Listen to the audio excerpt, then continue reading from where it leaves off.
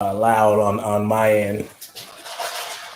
Welcome to the Free Agent Real Estate Investing Podcast.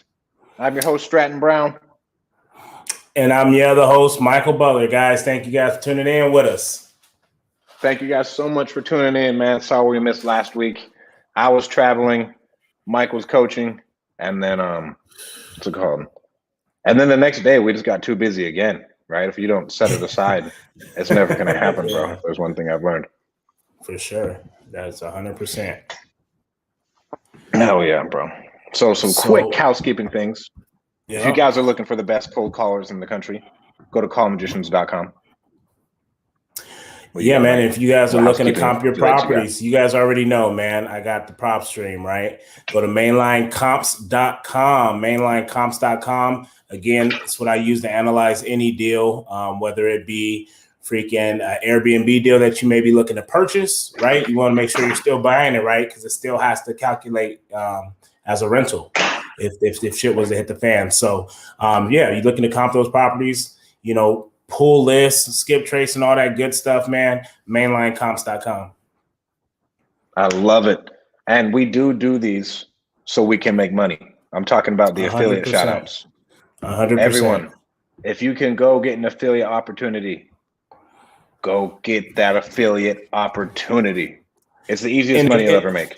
It's easy money, and you know what? It's easy to preach something or to go ahead and let everybody know about stuff that you actually really enjoy using in your own business. Again, I wouldn't be putting it out there for you guys if it wasn't a product that I use. You know what I mean? So exactly. Sure. Right. PropStream's amazing. I use Call Magicians. They're amazing. What else do I swear by? I just push Call Magicians to one of our coaches, man.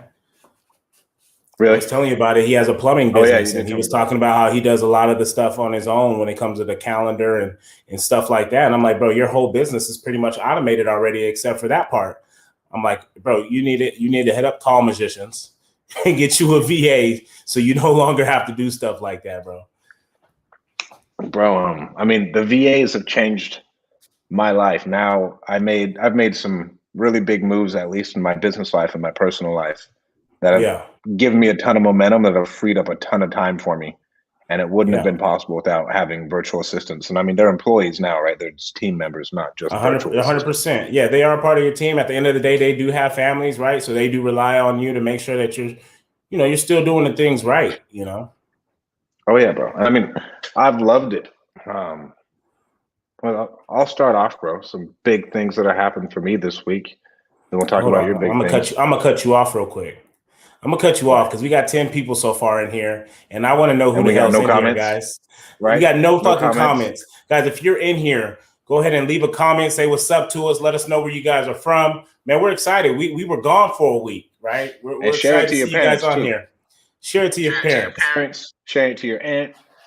Man, and if the comment pops up like this, sup y'all, type in your name afterwards so we can know who you are.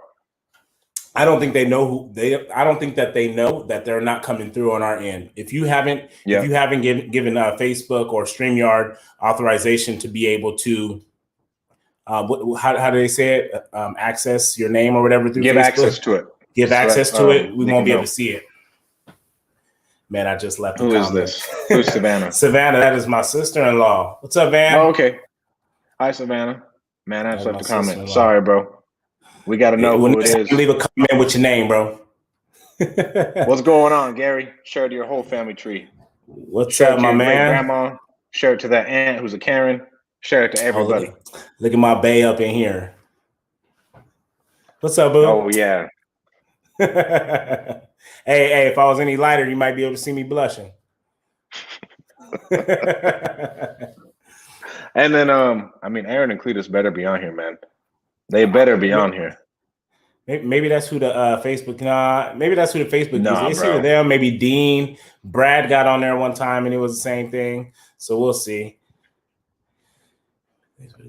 Oh, for sure, man. Yeah, I don't want to butcher your name, man, but he reached out to me. Firefighter, I believe, reached out to me a few weeks ago, looking to get into our market. So I definitely hope you're able to get that deal locked up, man. Hell yeah, bro. Aaron, when you do watch this, I want to get a text saying you watched it. because she's talking that shit about that Airbnb. You see that Airbnb they're in? Yeah. Oh, bro, fuck, they're not watching it. Where are they? Don't you tag me in no shit like that? They're nice, man. out on the coast enjoying their vacation. I want the link to that spot because I think I might have to take advantage of it myself. Right. I mean, and they're on fire, by the way. They're on fire. So what's going on with you, man? I feel like I ain't seen you. I ain't talked to you. You ain't been at the hub. Like, reel me in, man. Bring me back. Bro, I mean, we've made I brought in a partner in my wholesale company to where that freed up all of my time, right? So I've essentially hit the point to where my business runs on its own. Yeah. So that has been amazing, right? And freed up a lot of my time. I went home and spent some time with my family, helped my dad with some work, and really I was like, oh wow, I have a lot of free time, dude. Like I realized how much time that stuff was taking on. And so I can now put that into the other businesses and really more time for me to think, bro. I feel like most of our jobs now is to sit here and think, and what else can we do better? How can we eliminate bottlenecks, shit like that? Hey, and that's growth, man. Because I would definitely say 3 years ago, it would have been hard to just pass something, your baby, to just pass it on and pretty much just take more of a passive role in it. What I mean? Like that would have definitely been tough. But I think me and you both, we've found ways to generate income in other ways, and so it's easy to kind of not push it to the side, but kind of replace yourself in it so that it still flows, but doesn't need so much of you in it. Well, and I just want to make money, dude. That's all I care about. Like, I don't care how it gets done. Let's say I make $1 million a year, and the way I do it is I eat pretzels.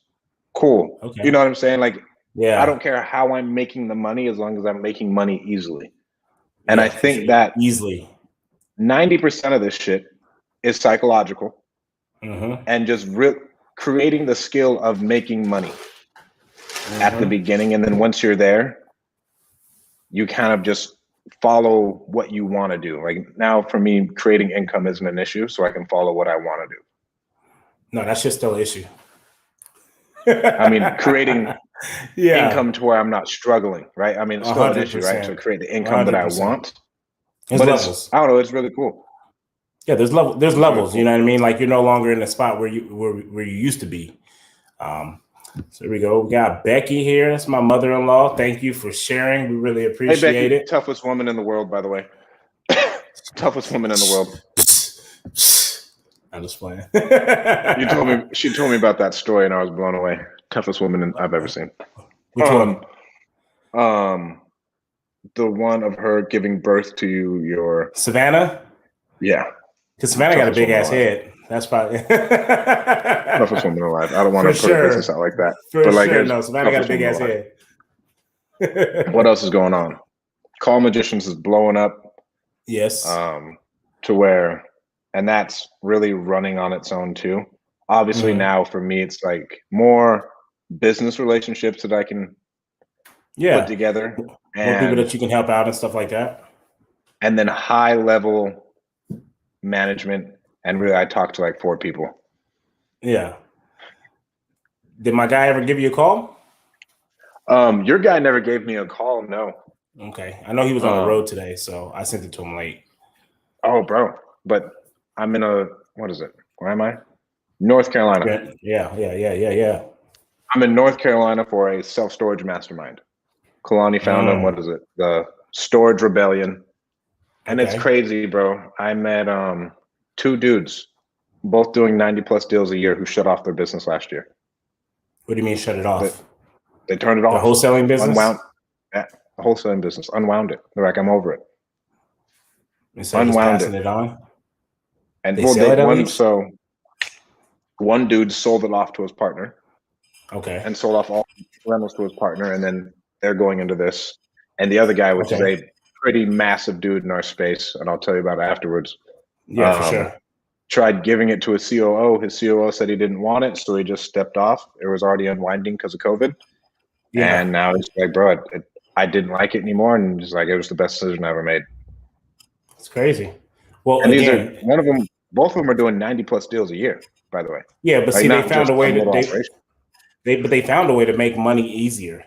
You know what I mean? I feel like when you get into wholesaling, you get into wholesaling because you need to make some money, right? You're looking to change your trajectory of kind of your life or just your financial status. And then once you get into it, man, you make a couple good investments with the, it's fast money for the most part once you figure it out. And so once you make some pretty damn good, decisions like you guys did with Call Musicians, right? That ends up turning out pretty damn good. So the wholesaling side of it it's almost like a jump start to finding wealth. You know what I mean? To other things, right? When it teaches you amazing skills, man. It taught 100%. Me marketing skills. It taught me management skills, leadership skills, like a lot of business skills. Like no college degree could have taught me what I learned from Allen and wholesaling.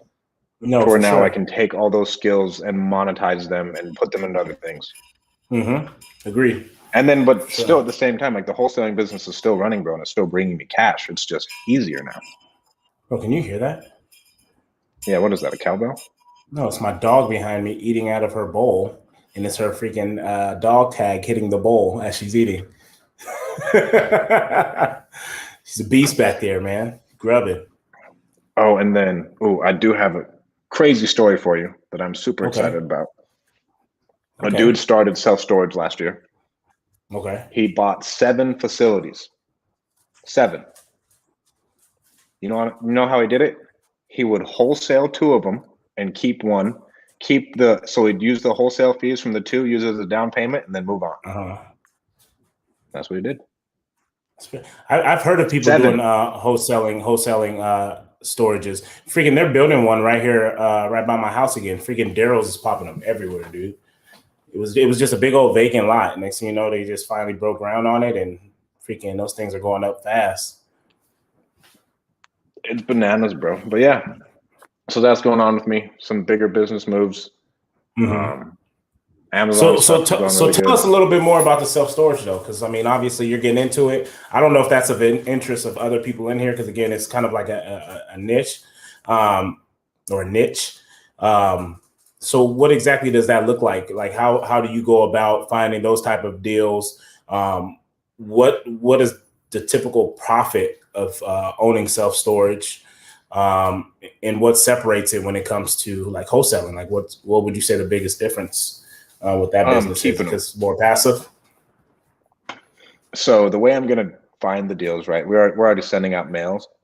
But I think I'm about to pull every single storage facility in America and then just put my call center on it and call it a day. And generate. And that's going to be a whole lot different than cold calling wholesale leads, because now you're talking about residences, you know what I mean? And so when you talk about just self-storages, you're not pulling as much data. So it can seem like it's a lot because you said nationwide, but it's not like you said, it's not as much basically. Right. So it's not nearly as much. I'll turn it on, generate the leads. We have our mailers going out as well. Okay. And then from there, I really you can keep these as rental properties, right? And they operate more as a business. Okay. And I like them because the maintenance is a lot less and the tenant base is different, right? I don't have to worry about 100%. Broken toilet or anything else, bro. It's just fucking a building. The upkeep is cheaper. Their old shit. Upkeep is cheaper. Tenants are better. All that other good stuff. And that's why I like it. I'm not deep enough to know the cash flow on one, but generally what's it called?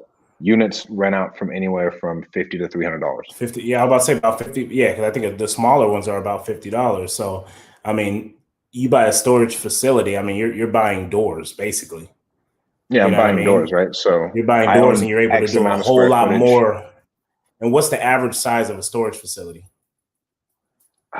They tell you not to go really smaller than 10,000 square feet. Okay. And then I don't even know how many units that equates to, honestly, bro. I feel like, it's damn near an apartment building if you look at it at that point. Yeah. Because you figure apartments, right? There's a whole lot more upkeep, right? You're looking at a whole lot more upkeep and just maintenance and all that stuff, right? So that's going to eat away at a lot of those profits. So you can be like, oh, well, an apartment can make $1,200 a month.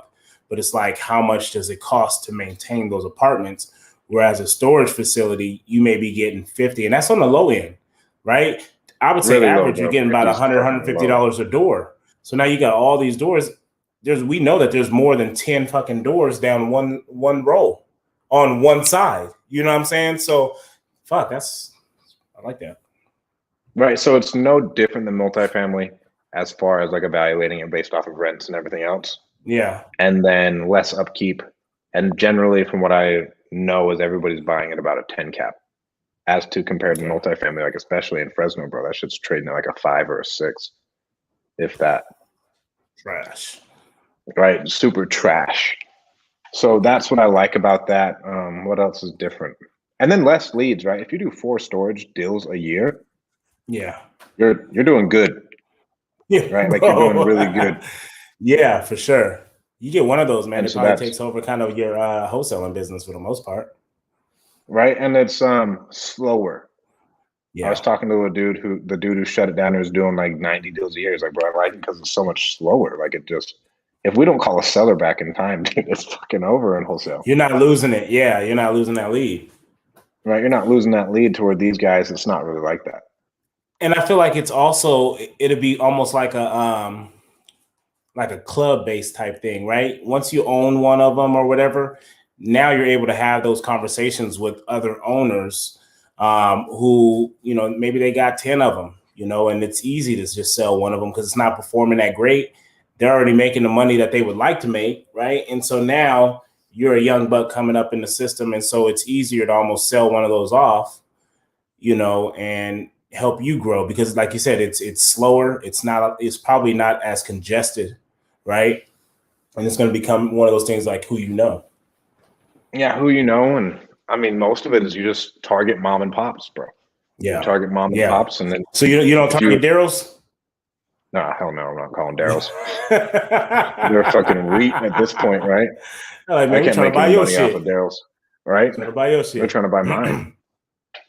But so that's what legit, else man. is That's different about them, bro? I love them. Well, so far it's pretty cool, yeah. and that'll be like my next step into like real estate and what I'm doing business wise. Okay. Perfect. Again, guys, if you guys have questions, go ahead and drop those in the comments. We go kind of how you guys go. For the most part, me and him, we just have our conversations, man, and we feed off of you guys. So if there's something you guys want to talk about, something that maybe you guys have heard and you want a little bit of explanation on, whatever that may be, feel free to drop those comments in there, put your name in there so we can, you know, address you as we answer them. Yes, just a minute ago. Damien, let us know if there is anything else that you want explained. And I mean, you, bro, with your two Air, huh? No, go ahead. You're killing it with the Airbnbs, bud. Doing real good. Yeah. Nice little profits, you know, son. it's Nice little profits, dude. son. Finally, you know, not finally, because we've been profitable on them. Like I said, they've been good since we've had them. This month, we pretty much just fucking killed it. Like that was insane. Again, we run our numbers based off of being able to make about $1,500 a month on them. We knew just based off of if we did a little bit better at a certain price, we'd be around 2. And then the fact that we hit about 23 and we still got about 4 more days left of the month that's not booked right now next week, I think. So, yeah, man, it could turn out pretty goddamn good. We're excited about it. Right. Well, and I mean, that's what I mean. $5K a month, bro. Yeah, it's not something. it's not something light. You know what I mean? But well, think about how many single families it takes to build that up. No, for sure. Right. For so sure. if we're $300 a door is generally what you're going to get, right? Yeah. So you know we're constantly looking for the next project. Again, as you see, I post the content, man. I put it out there. And one thing I actually called a sign that was posted yesterday of someone selling a home, and that's just kind of how I do it, right? I reached out to him. It was an older gentleman. I was like, hey, you don't consider, why you selling it? He's like, I'm probably going to move out of town. I'm like, you kind of know the answer for it. I'm just like, you haven't considered renting it out. And then of course he's just like, I'm getting old, man. I don't feel like dealing with it or dealing with tenants. You know what I mean? And so that's when I swung the pitch at him, and he told me, he was like, he's like, I'm gonna have to sit and think about that one for a little bit because it almost sounds too good to be true. And as good as that sounds, it's actually like one of the number one objectives that you get. And so that just brings a question in my mind, like when it comes to homeowners and they come, people who have other rentals and stuff like that, like what do you really have to lose if we're talking more of an arbitrage type thing, whereas I'm renting it from you and I'm fully furnishing it and I'm renting it out, renting it out from you. It's just about as passive, right? You still get your rent. I could typically pay you a little bit more than what you would get maybe Section 8 or what you'd get from your typical renter.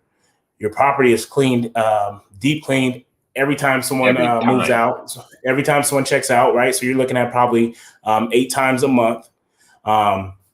And so it's one of those things, the upkeep, right? We got a standard that we got to keep for our guests. At the end of the day, it all comes back to your brand. It comes down to who you are. It takes a lot of work to start building your status on the Airbnb platform. And so I'm never going to, want to lose that credibility by letting someone run down your house. And so, so I had sent that question out today, was just like, what would be some of the reasons of why a homeowner wouldn't want to list their home on Airbnb? Right. What, bro? It's sellable. It's something I didn't know when I was talking. Yeah, about bro. I heard. I heard about that. I heard people building out the full teams and then selling the business, bro. Like that's crazy. But I get it. Crazy. I get it. You get someone who's making $30,000 a month, and you go ahead and you sell that business or that structure or the entity in itself, right? Because that's how we're signing these lease agreements with our entities. And so you go ahead and sign that. You go ahead and sell that for $1 million. Typically people will buy an apartment buildings or, stuff like that for, you send around $1 million, right? And what's that typically going to get them a month? You say, if we're looking at a 10 cap, what is that, like 10 grand a month? If you spend $1 million, you aren't making 30K net a month. You get what I'm saying? So what keeps an investor from saying, hey, you already built out the system, bro, you would throw $1 million at it all day, all night if it's bringing you $20,000, $30,000 a month. Right. Well, and you can, now it's fun because you get to start thinking about how can I buy more? Like, how can I buy other entities? Like, how can I just add on to my cash flow? How can I build out this company? Do I want to become a massive property management company? That's some things like we're thinking about with Call Magicians. That's almost what it is, bro. How can I buy up all these other companies? You're just, it's another management company, bro. It's another management company. Well, the number one way companies grow is by acquiring. Right? Like most companies just acquire. Like Amazon's acquired so much stuff over time, and that's why they're so big. Yeah. Right? And so if you're just like, and think about that other company who's buying you. How'd they get there? Like they didn't just get there for no reason. They're buying you up and they're buying you up. Hey, you know what? And it's funny because it just comes to my mind right now when we talk about building out teams and stuff like that, and we talk about Call Magicians all the time, right? One of the biggest things with Airbnb is managing the requests, the inquiries, right? The conversations, making sure we're leaving those reviews.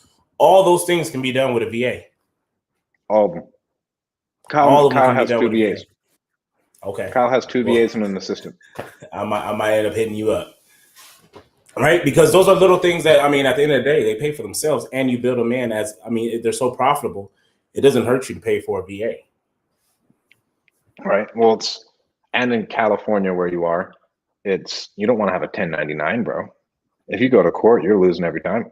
You're losing every time. I don't care what nobody says. You're 100%. They'll find so that's kind of where we are right now. I've actually been, picked up a little bit more in Clubhouse, right? We haven't talked about that in a while, but Clubhouse is turning into something that's actually pretty freaking legit when it comes to me learning a little bit more on Airbnb. There's people there, they do it internationally.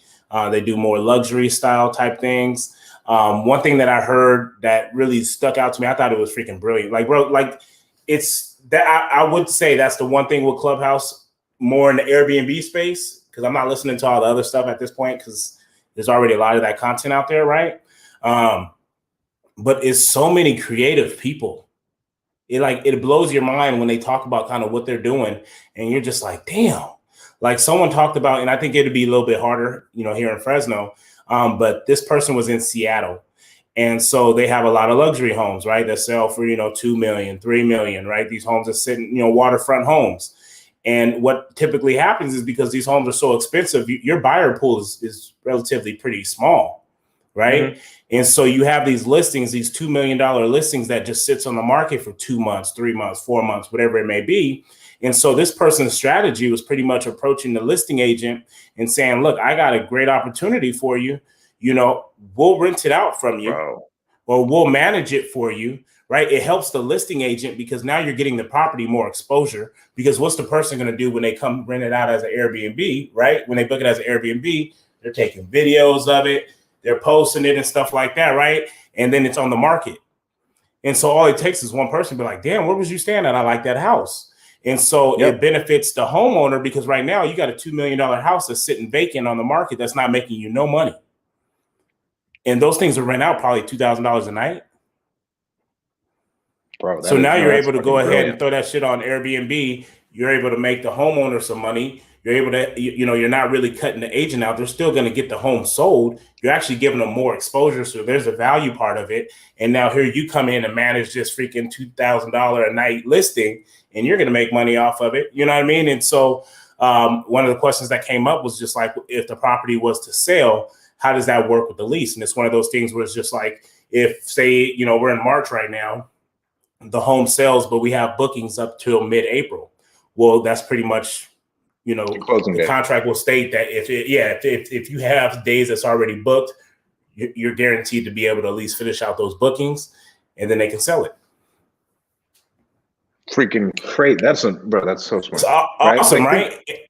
Crazy. And then the people who can spend $2,000 a night, that's typically viewing these or staying in these Airbnbs, they can buy it. They can probably buy it. So how dope is it if you're a buyer that you can go stay in it one night? Yeah. And if you like it, you freaking put in an offer. Right? Like, how do I like this? Let me book it. let me live it, right, bro? Like, let me live in this for a little bit first. You know what I'm saying? Amazing. Like, so when I heard that, bro, I was just like, it's just phenomenal, bro. So just listening to all these people and just how they've been able to be strategic with this type of marketing or in this type of, just business strategy, man. It was crazy. How is the clubhouse of Airbnb? Is it as nonsense as the clubhouse of wholesaling? No, because I don't think it's no, because it's not so much ego stroking. You know what I mean? It's one of those things like everyone kind of just has their niche, and there's only so many things, right? You can co-host, typically manage. You can arbitrage it, or you can own it and put it on Airbnb yourself, right? And so it's just nice to see everyone's strategy is different. Everyone's conversation with homeowners are different. So it's just dope to see how people structure those businesses and how they've been able to be so great at it. It was crazy. Kyle gave me some shit about it because I was listening to one.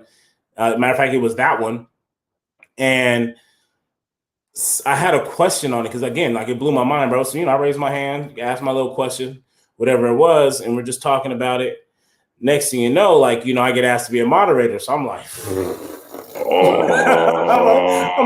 I'm like in the Airbnb space, like, what I mean? Like, I'm pretty familiar with what I'm doing, but, in no way, these people that are on there, man, they're freaking killing it. You know what I mean? And the one thing that they took interest in was the fact that I wholesale. And they were like, really? but when you look at it, right, they're typically buying them off the market or they're co-hosting, whatever it may be. That's true. And we know how to find deals at a better price. Yep. So now they're saying, wait, so a lot of the stuff that you do would actually be great in our space because you're able to find deals that a lot of us can't. And I was like, damn, talk about value, right? And so, yeah, that was pretty dope, man. Well, it's a skill that you've learned, right? Where you can just turn on the machine, bro. Like, how to build the machine, how the machine works. So you can just pick. I can take the machine anywhere I want in the world. Anywhere I want. I know how to find deals. Turn it on. I know how to find deals. So someone reached out to me today about he wants to start marketing for Airbnbs. And he was like, how do you do wholesaling? Like, how do you pull the list and how do you get in contact with some of the owners? If I'm like, bro, this is crazy. Like, literally my everyday world literally just transfers into the Airbnb space. And so then I was like, man, I don't know why I didn't even think about it. I need to go pull a list and I need to just start sending some mailers because it's a whole lot different. Now I'm not asking you, hey, your house looks shitty. You thinking about a cash offer on the home? You know what I mean? Like, it's no longer like that. You're sending a postcard, hey, my name is so-and-so. I'm looking to have a conversation. You know, I ain't got the pitch yet, but you know, it's one of those things like I'd love to have a conversation with you on how possibly I could be of value to you. You know what I'm saying? And I think that's completely different, you know, a different approach. I'm looking to bring you more value. That's going to be a game changer for mail.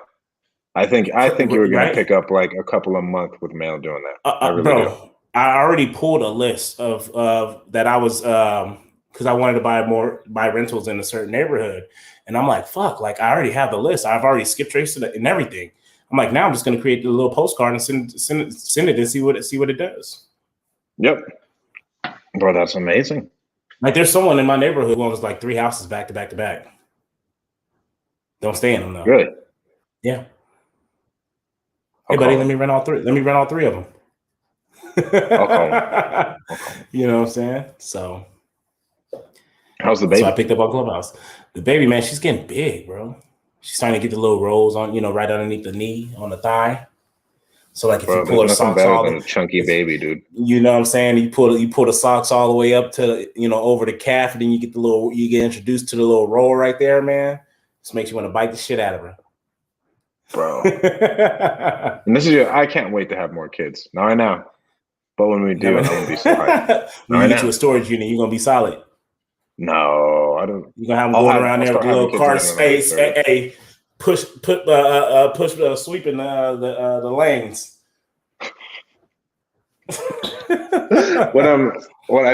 When I'm like 30, I think we'll start to have kids. But like I cry when I see pictures of Zeno as a baby. You know what I'm saying, bro? 30, bro. Don't say when you turn 30 like I ain't about to turn 31. I mean, I'm 20. I just turned 26. Fuck. So I got 4 years to hammer down. What I would say, the one thing that I didn't like about like I'm the oldest. Me and my wife, we're both the oldest, and I'm the oldest by 8 years. And so I say that only because it does, bro. It sucks. Like I'm the oldest of 5 or 6.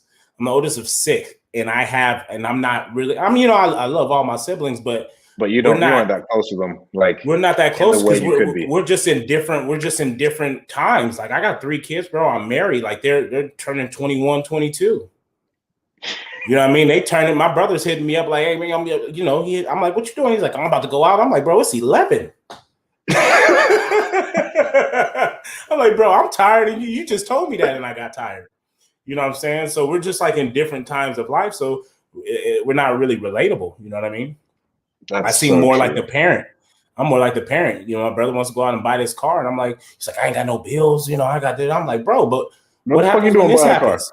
What about when this happens? You know, have you figured this out? Like, yeah, I mean, you got money. I get it. You know what I mean? Like, I'm just like, fuck. Like, don't let me rain on your parade, bro. I mean, but it's good to have someone there who's not a parent. You know what I'm saying? To where like, it is like a big bro thing. Like, bro, let me explain it to you like this. Yeah. If X and X happens, what are you gonna do? Think about what you could do if you had this money. You could put it somewhere else. Yep. Right, to where a lot of people don't have that person in their life at all. Yeah, right? That's like the number one problem in our community. And his thing was he was going to sell a car. He was going to sell a car, and he was going to buy. He was going to use the profits that he got from that car towards the new car, and then he was gonna he would only owe like a certain amount of money. And I was just like, look, you can still sell that car. You know, at some point you'll still be able to make at least this on it. If you put away that payment each month, you'd be able to go buy that car, you know, by the end of the year. And he was like, you know, I'm like, what do you mean? I'm like, you don't really want that car then. You know what I'm saying? You don't really want it. I literally just gave you a plan on how you can buy it at the end of this year. But there's something, not having a car payment's nice, right? Especially like when you don't have assets to pay for it. Yeah. Right? Like you have assets to pay for your liabilities at this point. Like I have assets that can pay for my stuff. But if you just have a car note for $300 to $500, bro, and you have a regular job, that's a lot of money. That's a lot of money that's going out the window. Where if it's just paid down, 100%. You can live it. You can save that cash away to put it into something else that's going to bring you a certain amount of money a month. Yep. I think I talked to somebody today, or not today. I talked to someone a few days ago And they were saying how they stay in like a condo. They're single. Like I stay in a condo, man. Like, you know, 1 bedroom. I'm like, bro, if I was single with no kids, I'm like, I'd be staying in my mom's house because she has like one of those little rooms attached to her garage, like an in-law suite type thing. I'm like, I would be in there, and I'd walk out of that bitch a millionaire. You know what I mean? Like that's some shit I'd be doing. Some people just don't get it, bro. Well, you could do that. Like if I didn't have kids, for one, all these people complain about them being locked down, and they don't have kids in the family. Like, bitch, you should be traveling. You should be everywhere. Hey, there was some animosity in that one right there. It was a little anger in there, man. Bro, what? Like, I don't know why. Like, you should be traveling. So people were just like, "Oh man, like, yeah, I feel like I can't do this, I can't do that." I asked them what their job is, and like, they damn near work from home. Like, why aren't you in Fiji, bud? Like, why don't you cut off your lease, get a storage unit, and then go rent everywhere across the world? But exposure, man, it's exposure. You know, it's crazy how big of a thing that is. Look at Savannah talking about, so we're preaching. So Savannah and my brother is really close and stuff like that. So she on here defending them right now. And you know what? Hey, here's the thing though, Strat, bro.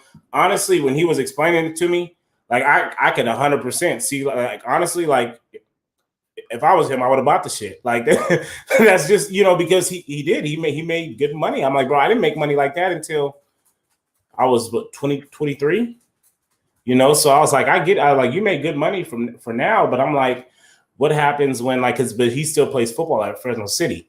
And so right now, you know, he goes to practice every once in a while, but I'm like, what happens if you guys actually have a season?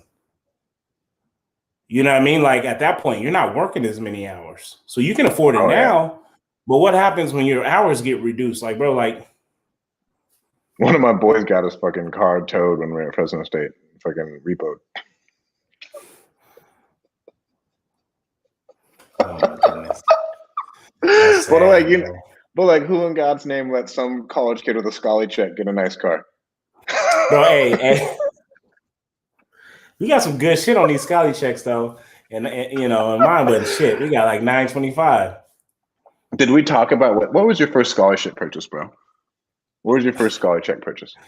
I don't even think it was something I bought with my scholarship check. It was with financial aid. I bought a MacBook. Okay. I went and spent like $300 at Red Lobster. We got 20.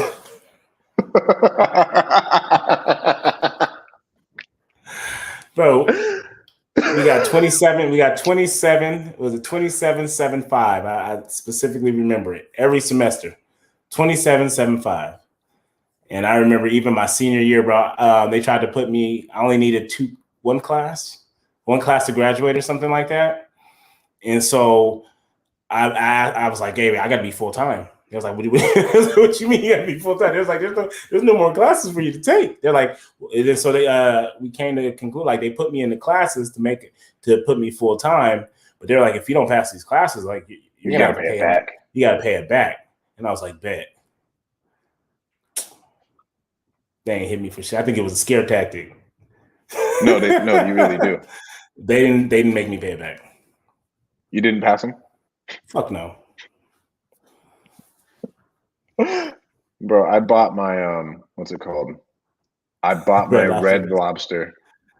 I bought like day 2. I went with the roommates I didn't know. When I first went to Fresno State, bro, it was me, a dude on the track team, some random walk-on guy, and a 40-year-old white dude for some reason was living in our dorm, and the Bulldogs. And me and the 2 other dudes went to Red Lobster, and I thought I was so rich. It was the most money I'd ever had in my life. Who wants some biscuits, man? I got you. Bro, I came from my JUCO to where I got $50 a week to live off of. Now that's different, yeah. And I had to split it with my roommates because my roommates were broke, right? And so we would have a Kool-Aid night, and one of my roommates would buy the fucking pasta in a bag, and he'd cook that for us every night. And then whatever money we'd have left, we'd use like buy Little Caesars. Bro, so we had this guy, and you know, I don't know if everyone knows, his name was Matt Akers, right? And Matt's my boy. He He was from Liberty. And so Matt, Liberty is I think it might be a private school, not a private school, but it's, some money coming from there. And so he stayed with a guy, Chase, in the dogs. And Chase was like, he was like the cook of the damn team, right? Chase he was from Houston, white boy, curly hair, fucking had a Tahoe with some beat in it, right? You know what I mean? Like, just straight, he was Houston, dog, right? And so first off, it's dope to see a white boy with so much swag, right? First time you see, you see someone from Texas, and then him be a white boy. He was blacker than most black dudes, right?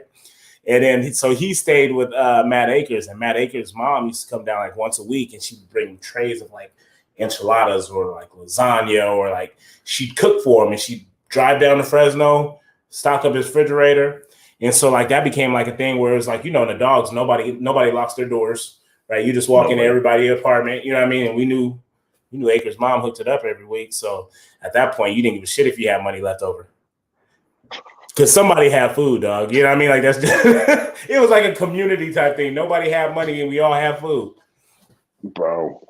I mean, it shows you how to somewhat budget, and it showed me how to, like, when I was really struggling when I was first starting in business.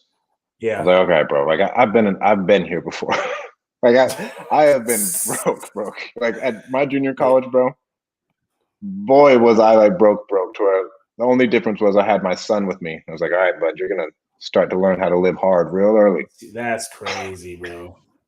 Chase had the Carter 3 buffer. He sure did.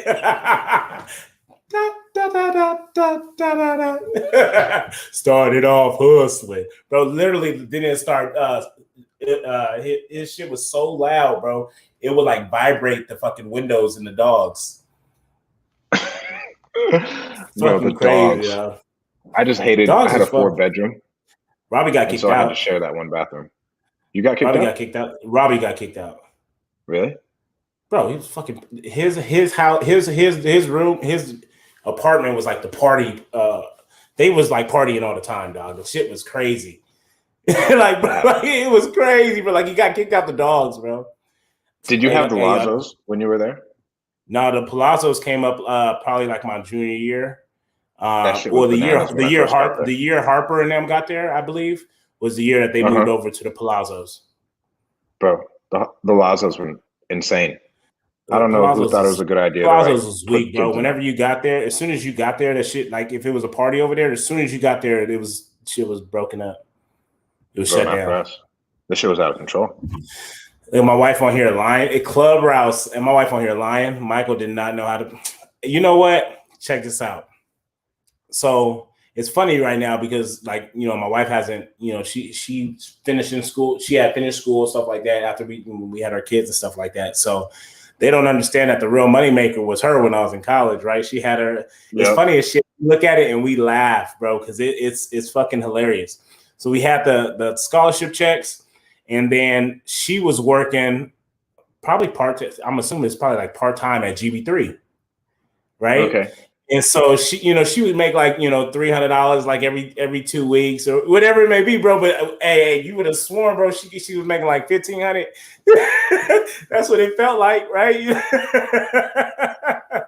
It was like she was making like $1,500 every 2 weeks. So it was just like, I mean, she picked me up, man. We go to the movies, and then but she's super tight with money, and so I think all that money be gone, and then something to come up one day, and I'm like, and she'd be like, oh yeah, well I got like $600. I'm like, where the hell you get $600 at? She's like, oh well, I don't spend it. I just lost my train of thought. But the budgeting helped me out a ton. Me and LJ ate pancakes for a month. Hey, it should be real, bro. I'm telling you. That shit sounds so real. And if you guys are just getting started, bro, it's some like if you have never gone through a struggle in your life, bro, this shit will help you. I'm like the struggles will help you, right? If you've never had to overcome adversity, if you can at least overcome adversity early, later in your life's going to be a little bit easier, right? Like I'd already overcome at least being starving. Bro, and not me and my wife, we went to Vegas with some friends just before we had kids. We went to Vegas with some friends on $350. What? Crazy. crazy, bro. And we had a hell of a weekend. Because what do you spend most of your money on when you go to Vegas? Drinks. When you're young, bro? Huh? Drinks. Well, I mean, or strippers. Obviously you pregame. Obviously you pregame, right? So we pregame like a motherfucker. And then what did we do? We freaking so to get into the club, right? We knew that chicks got in free, right? Dudes had to pay. So me and my boy Law, he was working at Club One at the time.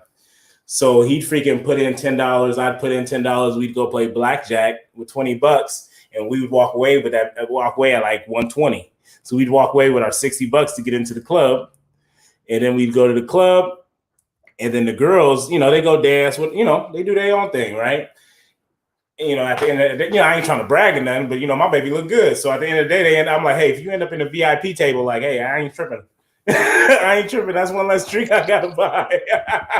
Bro, I swear to you, not 10 minutes into the club, like her and our friend Elena, they sitting at a table, they're like, yeah, right, we're like, yay. Right, they sit there drinking their drinks, bro. So now me and Law, we buying our drinks. And then we leave, we go to like the McDonald's or Chipotle or something right there, bro. And we would stay for like 3 nights. We stayed for like 3 nights, and finish, bro. I got a story for you. And I would remember at the last day. I remember we were looking at our bank account. I was like, oh man, we saved a lot of money, right? And my cousin Lanye Miller, he had told me when I had went, he was like, hey, get a French Connection. I was like, what's that? He was like, it's like a cognac. They put in like a little cup with it on the rocks. And so I went and bought me and Law one because I had some extra money. Bro, they hit me. They told me $44 or something like that. I was like, fuck. That was like $22 a drink. I had it, man. We saved all that money. We talk about struggling, right? I went down there with Lecky, Johnny Boy, Sua, and James. James, is it Leo? Leo. Yeah. And we went, and this place had all you could drink and all you could eat. We got fucking kicked out. They kicked us out like hour 4 when we ordered like another round of drinks. You know how much they can drink, bro. Oh no, for sure. They drink, and they just quit bringing us drinks. You got cut off. Didn't know you got cut off. Yeah, bro, we just got cut off, man. Like, them, bro. Like, it's still just going hard. I'm throwing up on myself at the dinner table, and they're still just drinking. But you gotta go play Pai Gow. Pai Gow is like the longest game ever, and you get the drink for like damn near $1 the whole time you're there. Just tip the drink lady. That's why they give you drinks, though, bro. Yeah. That's why they give you drinks, so you lose all your money. Whatever. Oh, bro. I sat at the table one time and lost like $20. Oh, today's shit. You got one more day on the drinking. 75 hard? Yes, bro. I can't drink 74. No more. I get tired, bro. I drink and I go to sleep. I don't have it in me no more. I don't miss it.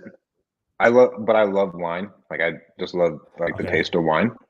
Yeah. But, bro, before this, I was walking in the pouring rain, like a power walk to get my workout done because I was doing mastermind shit all day. Yeah. It was freezing. I stepped in like 3 puddles. My feet were all soggy. I had to take a shower before the podcast. So what's the weather like over there? It's our day got canceled like halfway through the day. We were on like a zip line, and we were on I jumped off like this really high building and like kind of bungee jumped down. And then it started to lightning and pour rain, so our day got canceled around like 4:00. What? What are you eating out there, bro? I feel like there's got to be some good food out there. Oh, well, you're on 75 hard, so you're not eating shit. Right, I don't really eat. One more day, though, bro. One more day. When you coming you home? Want to talk about perseverance, dude? I've probably failed this bitch 6 times. Yeah, you have, bro. You've been doing it since last year. I've been doing it since last September. Yeah. Well, man, this is a milestone. Though. Like, how do you feel? Day 74. Tomorrow's your last day. Tomorrow's my last day. I mean, I want to keep going, bro. It has brought so much momentum into my life. Yeah, it's the biggest thing, right? Like on top of everything else, is I really compiled and like now I feel like I'm not killing it, but like I can feel like the energy moving forward, right? To where I don't want it to Yeah, stop. And I for like the sure. discipline that it brings me, right? Because like now with this jet lag, bro, I can't be up at 4 a.m. But like I'm up at 4 a.m. every day fucking getting shit done. And it's been nice. And then the time management of it, right? Having Hmm. to be aware to get those 2 workouts in, get my breathing in. So it's Yeah, somewhat forced my morning routine to really, really like get going. for sure. And like know how to balance out my family, and to where it's really like made me be a lot more aware of my time. No, yeah, no, for sure, for sure. Yeah, I agree with that. Right? Like It's, two it, 45-minute workouts, it makes you really reconsider what you're doing for 45 minutes. Like, fuck. well, you have to reconsider it because I mean, you realize that you're taking it away from somebody. You know what I mean? So it's just like, how am I going to give this time back to them? And now you're cutting out a lot of BS along the way. All right, cutting out a lot of BS. But I love BS, right? Like, I love talking to my friends. But then at the So, same time, like, I can't. so speaking of that, so we had our investor lunch yesterday, right? Dean Uh-huh. put on the investor lunch, and so we're all sitting there, um, and we were kind of talking about that. So we were kind of talking about how just with social media, and it was a good point that was brought up, where they talked about just um, originally being like a black man, as being a realtor and stuff like that. When they first getting into real estate, like they had to, like, make sure that the way that they dressed, and because it's a stigma, and stuff like that. It's And a, for sure so a stigma. having to fight that stigma, and then once building that reputation, throughout the years, we talked about like TikTok and like social media and like all these things, how you can kind of eventually kind of let go and kind of be who you are, because at that point people know who you are. You know what I mean? You're no longer fighting the stigma no more. So now we talk about nowadays with social media, and we we're talking about like what, like TikTok, it was a kids platform for the most part, with the dancing and all these what do you call them, not little fabs and stuff like that that kind of comes up. And I said it allowed people to kind of just like let their hair down. Like that's what's kind Oh, of yeah. cool about it, is because you got people on TikTok who are teachers, you got, realtors, investors, you got people on there who kind of just finally came out of their shell, and it's helping their businesses because people are actually getting to see who they really are. You know what I It's mean? Like, authentic, and so bro. it's authentic. So people are able to start relating to these people. And so we're talking about this and just how powerful social media is. And then someone goes, I've been doing really good when it came to social media, but I just went when it came to TikTok, like I went straight down the fucking rabbit hole. Like they're like, Facebook, Instagram, like it's all investing, it's all, mindset and just like all these things. It's just like, but then on TikTok, like the shit just gets so fucking funny. Like you're just scrolling down the damn TikTok. Like there's no fucking structure to TikTok because it's just so fucking funny. And so they're like, I had to delete that. And we were dying because I mean, anyone that's on TikTok, bro, you completely get it, man. My wife shows me stuff every once in a while, and I get upset because I'm like, man, I've been wanting to look at TikTok forever, and then I'll get on, but then the problem is you get on TikTok, man, and you're on it forever. The time that I'm able to actually look at it is when I used to lay down with my kids, but then the shit's funny as fuck. So then the kids don't ever go to sleep because they're watching every goddamn TikTok. So Have you been posting more on TikTok? no, man, dude, content is hard, bro. We were talking about this. Content's really hard. I have my Content, IG content down, but the yeah. TikTok content, that one's getting hard. Instagram's a little bit easier, but the TikTok, bro, like that, you talk about fucking planning out your day. Like that is very intentional. So like you really respect the people that got super good TikTok content, because it's not just something that you can throw on your story and keep it pushing. No, not at all. Like it's completely different, bro. It has to be. You have to bring something to the marketplace with You know TikTok. what I'm saying? And so that's why I told someone, I was like, bro, you just got to start just recording everything at that point. Like if you're going on an appointment, bro, recording, you getting, hopping out the car, record in front of the house, record something that stuck out. Like it's almost like just the highlights of certain shit. And so then, whenever you got some free time, man, throw them little clips together and freaking make you a little TikTok. Yeah. What else? What else did one of my friends tell me? He told me to just copy what everyone else is doing. Oh yeah. Here's like, bro, at the beginning, just do it. TikTok is like potato chips. You can't pretty much you can't just have one, right? I don't really fall into TikTok. That's the one thing I don't struggle with. What do I struggle with? No, TikTok is hard. Instagram, I'll struggle with, bro. Okay. I will go down the rabbit hole of like nature is metal, just watching some crazy shit. Okay, no, or mine would be YouTube. YouTube. I love YouTube.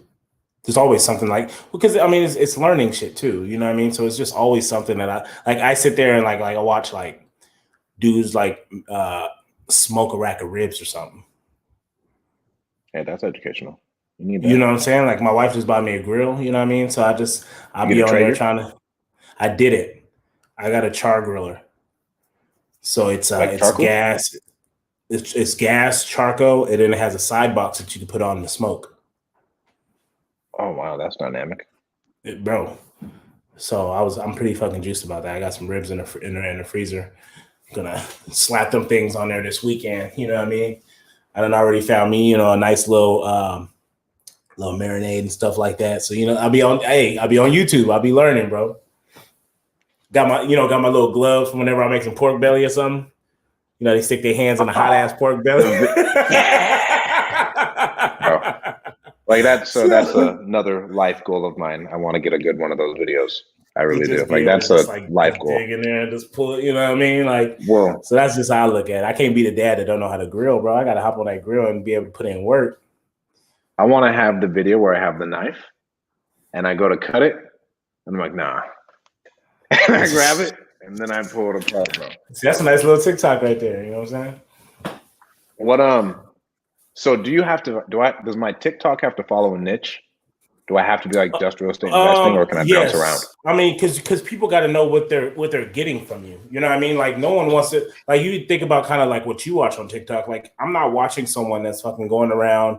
1 minute they're fucking selling cars, the next minute they're freaking doing toy review, like whatever it may be. So it's like Instagram, bro. You want to be consistent, and people are gonna follow you because of the content that you post.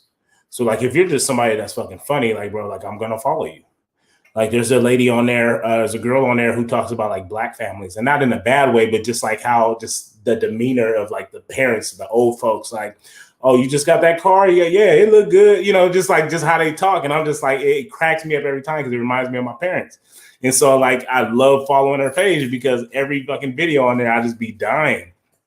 And so yeah, you gotta have some type of niche, bro. I'm about to pay for followers, by the way. I'm gonna announce this to everybody. Okay. I just want the swipe up.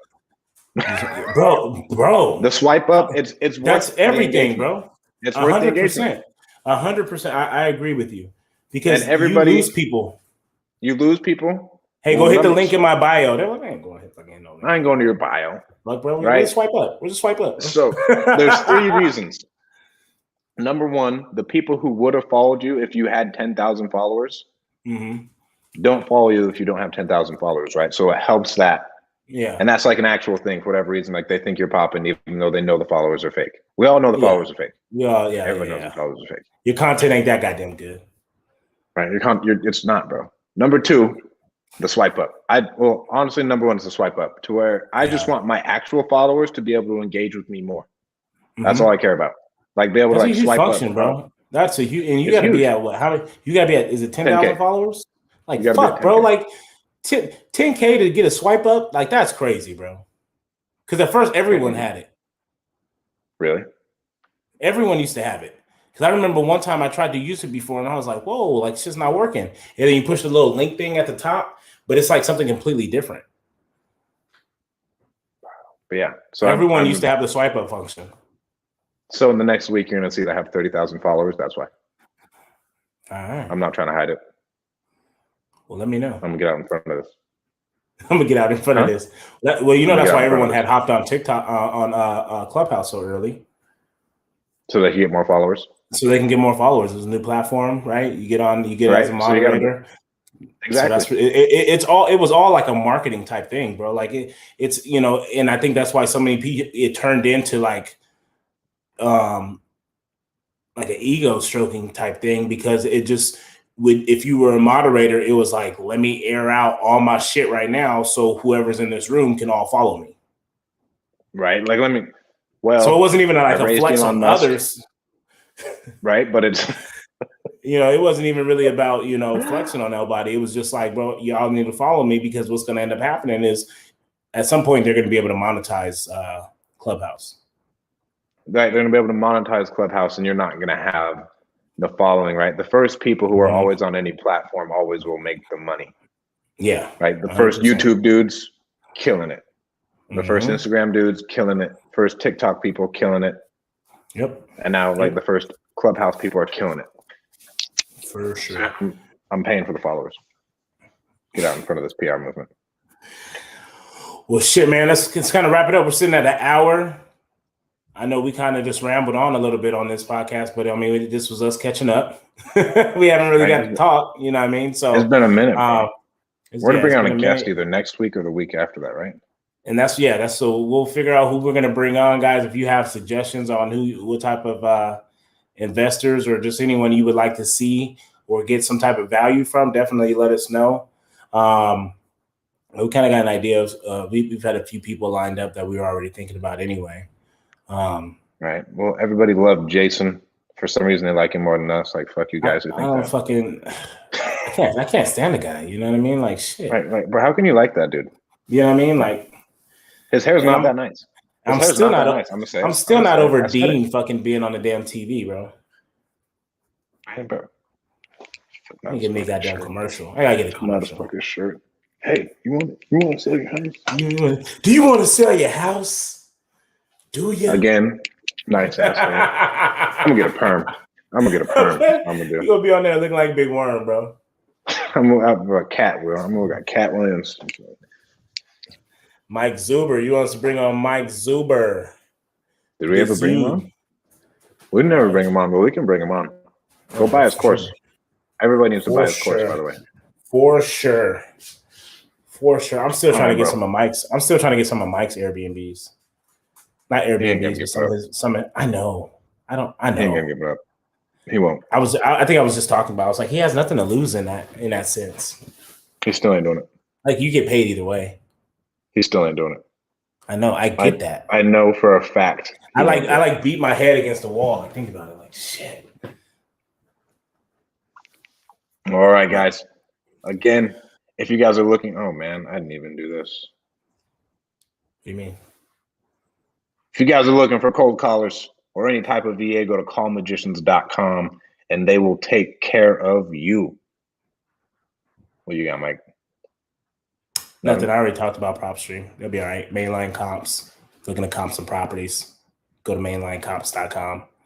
We're actually in the process of doing our entity for our Airbnbs, man. So we got the logo and all that stuff being worked on, and the LLC getting formed, and we're excited about that, man. Go share with everybody that you guys know about that. Oh wow, I bought the course to let me to y'all. Oh, I love it.